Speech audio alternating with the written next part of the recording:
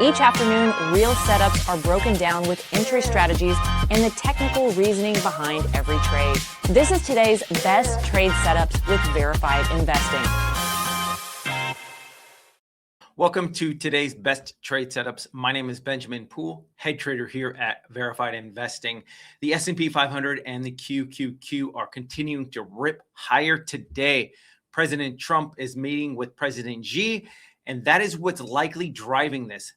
Supposedly, there's going to be a deal that's happening over there that's going to really rock the markets and send them surging to the upside. We're going to have to wait and see what that meeting unfolds. But right now, the markets are loving it. So let's just dive into the first chart, which is the S&P 500. So right now, the only thing we really have to go on as far as resistance is the $750 whole round number. That's the psychological level where you're likely to get a rejection. So for today's best trade setups, a pierce of $750 is your shortable level on the S&P 500. Let's dive right into the QQQ. Look at this. I did mention the possibility of a short on today's best trade setups. $713.29 was that entry price, knowing that you could stop out on any close above that. And now all of a sudden we're ripping through this. Not only are we ripping through that high, but we're actually getting above this upsloping trend line. So we've connected this pivot low here, secondary hit, third hit before this breakdown. Now all of a sudden we've not only retested it several times, but we're actually breaking above it. So what do we do in a situation like this? We say this market is overextended. So we have to look for our next level of resistance, and that'll be a key psychological level. I'm just adjusting that trend line, which now that we're above $721, your next level of resistance is going to be $725. So 713 is no longer on the table. If it does pierce 725 today, I would look to short the QQQ, knowing that this thing from the lows, even on this potential positive news, is up 30% from the lows in a short amount, a month and a half.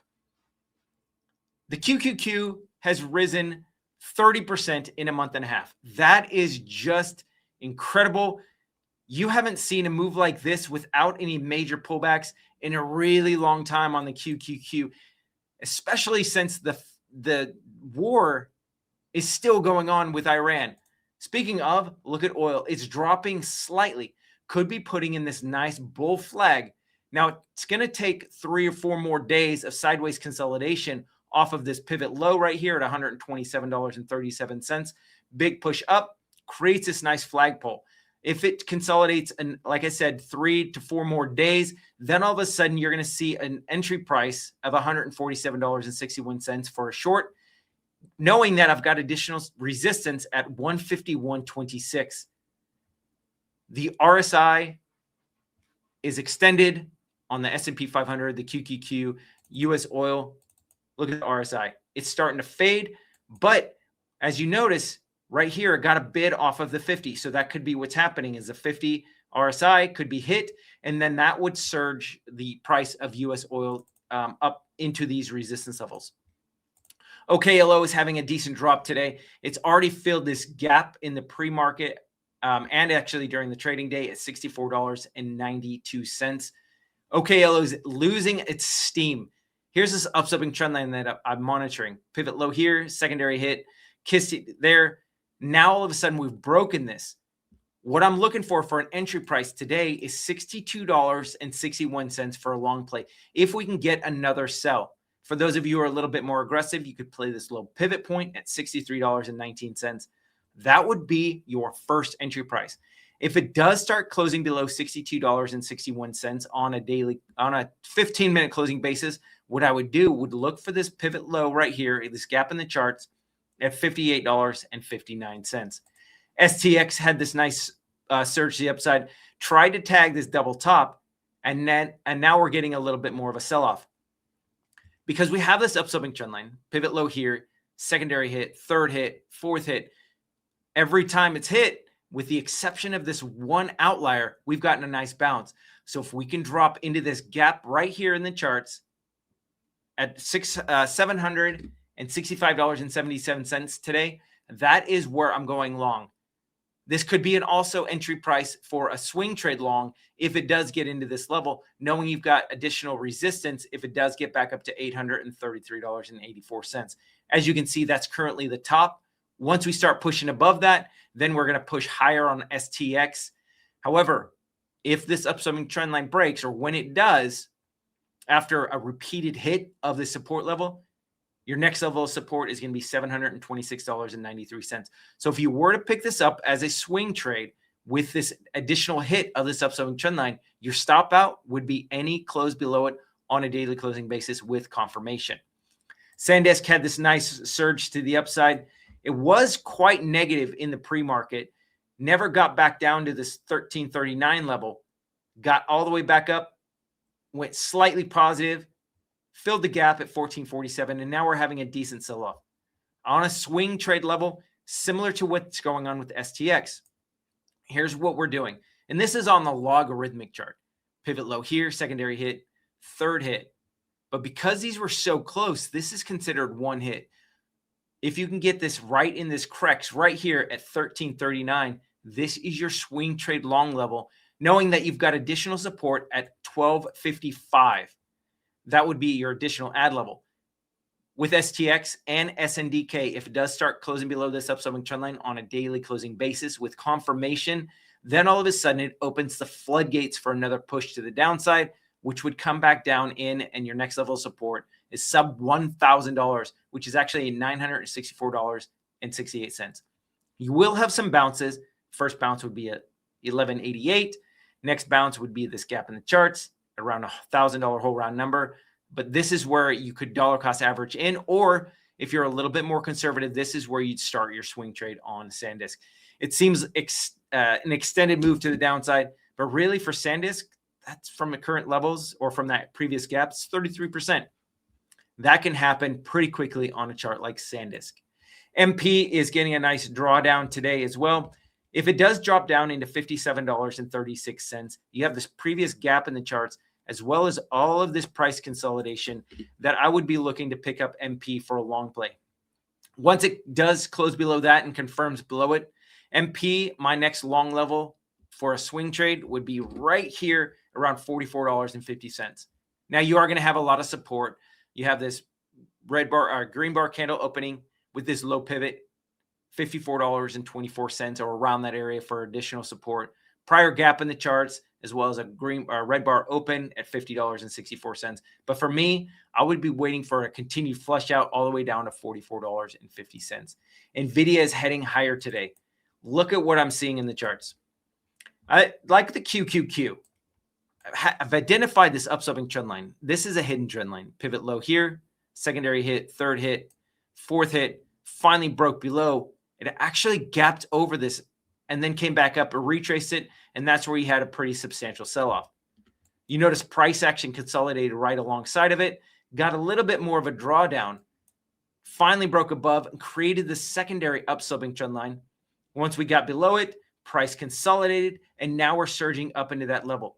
So anywhere above $235 for me is a great day trade opportunity.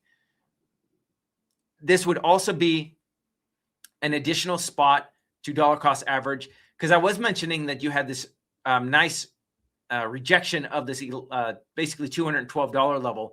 Price finally got above it, and then we had this bigger sell-off. So the more often resistance levels are hit, so for example, this was this resistance 212, hit it, closed above, but then got rejected, hit it again, and that's when the breakout happens, and that's why we're getting this nice surge to the upside. $235, $236, great day trade level, and this is where I start inching into a swing short on Nvidia again. Even if it's got earnings coming up in a couple weeks, it's still great opportunity, knowing I've got this additional upswing trend line as additional resistance all the way up to about $240. If it does get above this upswing trend line, this would be where I would stop out of it and then wait for the $250 level as additional psychological resistance on the chart of Nvidia. Bitcoin's having a nice push to the upside. Here's the trend line that I'm monitoring. Pivot low here, price consolidated right on top of it, hit it again here, third hit, fourth hit, fifth hit, finally broke below, never confirmed We retraced to the scene of the crime, even after a rejection and a close below, got rejected again, failed to take out this pivot top. I am now more bearish on Bitcoin until we can break above 82,837 bucks. This signals, it favors a move to the downside. However, once you take this out, then it opens the door for a next move up to about 85,500 for your next resistance level. On the downside, if we take out $75,680, your next level of support is going to be 73,815. This is where you're going to have a ton of support. As you can see, this previous rejection level on Bitcoin, now that we're above it, this is where I would start picking up Bitcoin for a potential long. However, I would close this out on a daily closing basis with confirmation if it does close below 75,000. And then look for another entry price. And again, 70,000 is another level. And then you have the $65,000 level as additional support. Starting to look a little bit weaker on the chart of Bitcoin. Celsius, I gave you this level. It did close below $28.20. And now we're having this nice move to the upside. This does not necessarily guarantee that we're going to have a continued push on Celsius. If we drop back into $27.08, this is where where I would go long on a day trade today. If we can stay above $28.20, it opens the door for a push higher up to $32.25.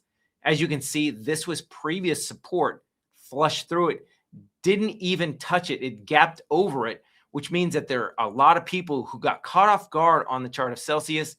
And once price action does get into that level, these people who got caught off guard are now looking to exit the trade. I'm not shorting this, but this is where my first exit would be on the chart of CELH. Last but not least, PANW is having this nice push to the upside. Pivot top here, secondary hit, third hit. We're actually above that level now. Here is the low from the end of February. We're up almost 72%. So for me on a day trade basis, $240 Pierce would be my entry price for a short play for a day trade. And I would look for about a 1 to 2% pullback on this chart of PANW if we can pierce $240. I have my level at 240.17. If it does close above 240.17 on a 15-minute closing basis, I would look to stop out and then wait for a reversal pattern to form before I entered it again. It is Options X week, and it is Thursday today. Tomorrow is Options X, so you should have some additional volatility. So if you notice the stock market, you're looking at your portfolio, it can jump a lot onto the to the upside as well as the downside because of the volatility that is in play right now. I'm a little bit more cautious on Options X weeks because of the market manipulation that can happen, and it just happens that President Trump and President Xi are now meeting during Options X week, so you could have additional volatility. So I would just be cautious when you're entering some short trades on semiconductors in today's session. So that's what I have for you guys.